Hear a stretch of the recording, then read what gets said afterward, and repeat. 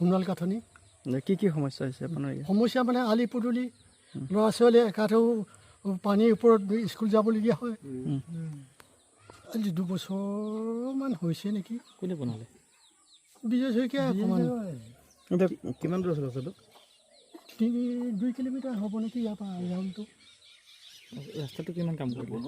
এই ৰাস্তাটো এইটোৱে আৰু এইডোখৰতো ৰাস্তা নাই, ৰাস্তাই নাই। আমি আলিৰ ওপৰত থাকোঁ, কালভাৰৰ ওপৰত গৰু থাকে, কেতিয়াবা সমস্যা হয়।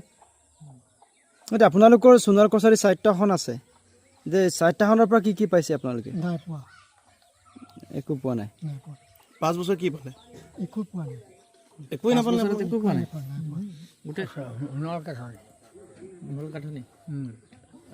কি অসুবিধা কি হৈ আছে এতিয়া? অসুবিধা আমাৰ এই যান বাহনটোৰ অসুবিধা, ল'ৰা ছোৱালী, গৰু ম'হ বাজে নাই, আলি পদূলি নাই, ৰাস্তা বন্ধ। এতিয়া নতুনকৈ উঠিছে যে ভালকৈ বনাবি আৰু আগলৈকে হেৰি কৰিব নাই।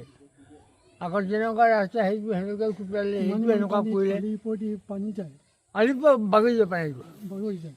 তাৰ ওপৰেদি ল'ৰা ছোৱালী স্কুল যাবলগীয়া হয়। উঠিছিলে সেইজনৰ কাম মই একদম ক্লিয়াৰ পোৱা নাই।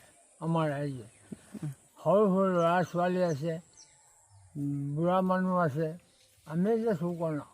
মই সেইখিনি অলপ বিল খাবকৈ যাব নাপাওঁ, সেনেকুৱা হৈ কৰিছে আমাৰ ৰাইজে।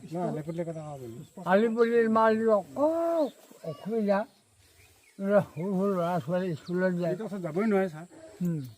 ক'ত যাব পাৰিব নোৱাৰে, একো পোৱা নাই বুলি ক'ব পাৰি।